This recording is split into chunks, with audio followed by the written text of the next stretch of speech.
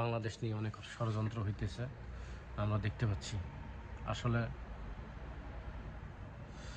আমাদের দেশের রাজনীতিবিদরা শুধু টাকার পিছনে দৌড়ায়, দেশের জন্য তাদের কোনো মায়া নাই।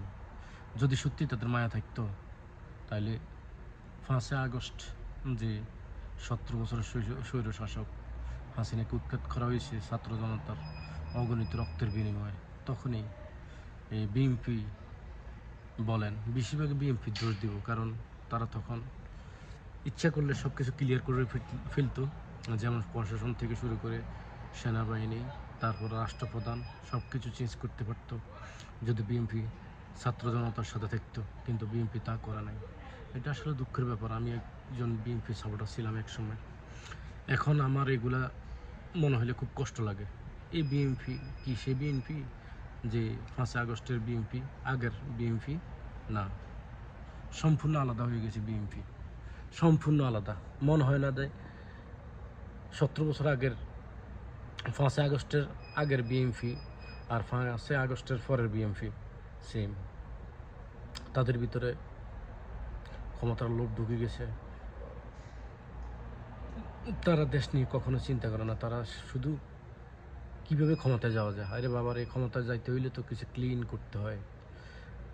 সমস্ত জায়গায় প্রশাসনের লোক সব রয়ে গেছে স্বৈরশাসকের আমলের, তাদেরকে কোনো পরিবর্তন করা হয় নাই, কোথাও কোনো ধরনের পরিবর্তন করা হয় নাই। এর ভিতর দিয়ে একটা মানুষ দেশ চালাইতেছে, ডক্টর মোহাম্মদ ইউনূস। তার সাথে কিছু সংখ্যক উপদেষ্টা আছে ভালো, আর বেশিরভাগই হচ্ছে টাকার কাছে বিক্রি হয়ে যায়, তারাও ক্ষমতা লোভী। এই ভঙ্গুর বাংলাদেশকে নিয়ে আমরা কি করব, স্বপ্ন দেখব কিভাবে? আজকে কয়েকদিন ধরেই বিভিন্ন জায়গায় আগুন লাগতেছে। এর মূল কারণ কি? অবশ্যই কোনো কারণ আছে। আর সেনাবাহিনী ওয়াকারুজ্জামান, উনি তো কি বলতাম, উনি সকল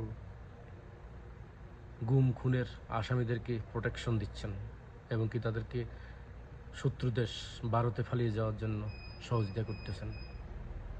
অথচ উনি শপথ নিয়েছেন দেশপ্রেমের, কোরআন শরীফের শপথ নিয়েছেন দেশ রক্ষার্থে তিনি কোনো কিছু চিন্তা করবেন না। কিন্তু তিনি সত্যি তার আত্মীয় স্বৈরশাসক হাসিনার গোলামি করে যাচ্ছেন।